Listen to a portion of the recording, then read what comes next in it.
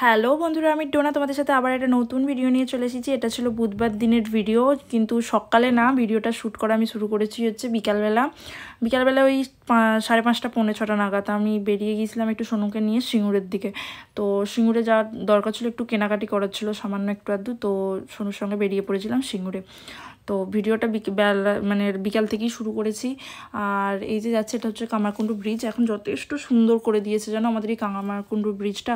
আগেই কামারকুণ্ডুর ভয়ে সিঙ্গুর যেতে মন চাইতো না, মানে এই কামারকুণ্ডুর গেটটার ভয়ে মেনলি আর কি, মানে গেটটা পড়লে 1-1.5 ঘন্টার কোনো ব্যাপারই নেই। তো প্রচণ্ড মানে তখন হতো, অসুবিধা হতো। তো এখন এই ব্রিজটা হয়ে গিয়ে অনেকটা ভালো, মানে অনেকটা স্বস্তি হয়েছে যাকে বলে। আর লাইটগুলো দেখো, রাস্তার এক সাইডে জ্বলছে, এক সাইডেরগুলো অফ, কি জানি কি হয়েছে, কোনো প্রবলেম মনে হয়। তো এক সাইডেরগুলো জ্বলছিলো, এক সাইডেরগুলো অফ ছিল।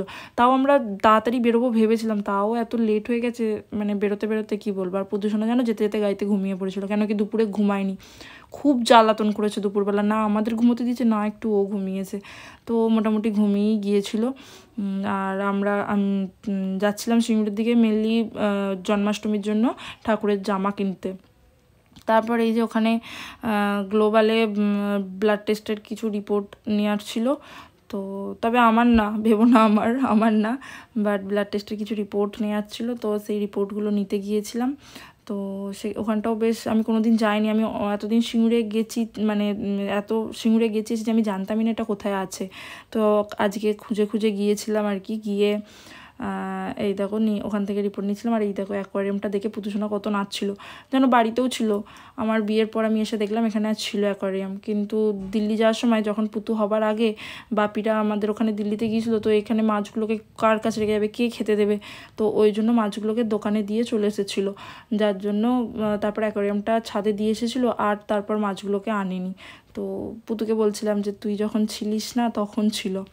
তারপরে এই যে স্টাইল বাজারে গিয়েছিলাম, 2-1টা কেনাকাটি বলতে পুজোর কেমন কি এসেছে না এসেছে মেনলি ওটাই দেখতে গেছিলাম, পুজোর জিনিস এসেছে কি না দেখতে গেছিলাম।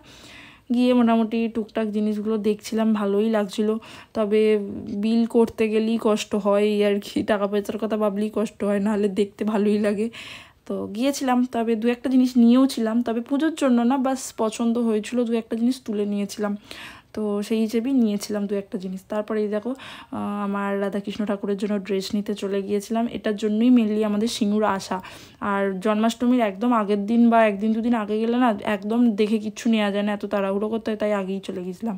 তারপর বাপির খুব বিরিয়ানি খেতে মন চাইছিলো, বাপি খুব বিরিয়ানি করছিল বলে তা সোনু আর আমি চলে গেছিলাম বিরিয়ানিতে। আর এই যে দেখছো ক্যান্ডি ছিল, ক্যান্ডিটাও নিয়েছিলাম। তারপরে এই যে আসছিলাম, আর গাড়িতে যেন হাওয়া ছিল না চাকাটাতে। সোনু বলছিল যে গাড়িটা একটু স্পিডে যে নিয়ে যাবো, কেন কি প্রচণ্ড মেঘ করেছিল, আমাদের একটু তাড়াতাড়ি বাড়ি ফিরতেই হতো। তো সোনু বলছিল স্পিডে যে নিয়ে যাওয়া যাচ্ছে না, সেই জন্য রাস্তায় দাঁড়িয়ে আমরা গাড়িটাতে একটু হাওয়া দিয়ে নিচ্ছিলাম। তারপর কপাল যেদিন সাথ দেয় না সেদিন কোনোভাবেই দেয় না। এই নালিকুলের গেটটা আমার সাথে যে কী শত্রুতা আমি জানি না, যখনই আমি কোথাও যাই না কেন এই গেটটাকে ক্রস করে গেটটা পড়বেই। আর এত মেঘ করে গিয়েছিলো কি বলবো, আর টেনশান হচ্ছিলো, তাড়াতাড়ি ফিরতে হবে, পুতুকে নিয়ে গেছি আর তখনই ঠিক গেট পেয়েছি। তারপর গেটটা পার হতে একটু আসতেই নালিকুলে দেখো বৃষ্টি এসেই গেল, যেটার ভয়েতে আমরা তাড়াহুড়ো করছিলাম সেটাই এসে গেল। তো দাঁড়িয়ে পড়েছিলাম।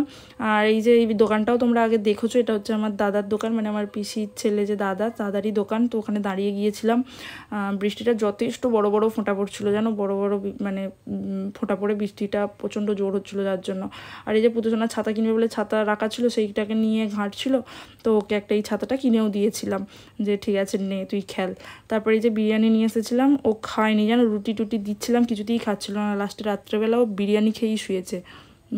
আজ এতটুকুই, ভালো লাগলে লাইক করো, সাথে থেকো, আবার আসবো নতুন কোনো ভিডিও নিয়ে। সবাইকে জানাই বাই, থ্যাংক ইউ।